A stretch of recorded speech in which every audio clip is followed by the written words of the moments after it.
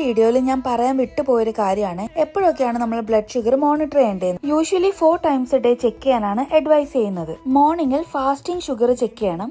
അതിനുശേഷം breakfast, lunch, dinner കഴിഞ്ഞ് 1 hour കഴിഞ്ഞിട്ട് എല്ലാ റീഡിങ്സും നോട്ട് ചെയ്ത് വെക്കാനും മറക്കരുത്. ഈ ഒരു സെഷന്റെ മറ്റൊരു ഇമ്പോർട്ടന്റ് ടോപ്പിക് ആയിരുന്നു ഡയറ്റ് മാനേജ്മെന്റ്. ഡയറ്റ് കറക്റ്റ് ആയാൽ തന്നെ ബ്ലഡ് ഷുഗർ നമുക്ക് കൺട്രോൾ ചെയ്യാനായിട്ട് പറ്റും. എപ്പോഴും നമ്മൾ സ്മോൾ ആൻഡ് ഫ്രീക്വന്റ് ആയിട്ട് മീൽസ് കഴിക്കാനായിട്ട് ശ്രദ്ധിക്കാം. അതായത് 3 main meals, breakfast, lunch, dinner. അതിനോടൊപ്പം തന്നെ 2 to 3 ഹെൽത്തി സ്നാക്സ് ഇൻ ബിറ്റ്വീനും കൂടെ കഴിക്കാം. ചപ്പാത്തി, ബ്രൗൺ റൈസ്, ഓട്സ് പോലെ ഹെൽത്തി കാർബ്സ് ചൂസ് ചെയ്യണം എന്നാണ് പറഞ്ഞത്. ബട്ട് ക്വാണ്ടിറ്റി കൺട്രോൾ ആണ് ഭയങ്കര ഇമ്പോർട്ടന്റ് ആയിട്ട് നോക്കേണ്ടത്. എല്ലാ മീൽസും ഒരു ബാലൻസ്ഡ് പ്ലേറ്റ് ആയിരിക്കണം. അതായത് small carbs plus protein plus vegetables. Egg, fish, chicken, dal ഇതൊക്കെ നമ്മുടെ ഷുഗർ സ്പൈക്കിനെ കൺട്രോൾ ചെയ്യാനായിട്ട് ഹെൽപ്പ് ചെയ്യും. അതുപോലെ തന്നെയാണ് ഫ്രൂട്ട്സിന്റെ കേസിലും. നമ്മുടെ പാം സൈസ് വരുന്ന ഒരു ഫ്രൂട്ട് നമുക്ക് കഴിക്കാം. പിന്നെ ഇതൊരിക്കലും ഒരു മെഡിക്കൽ അഡ്വൈസ് അല്ല.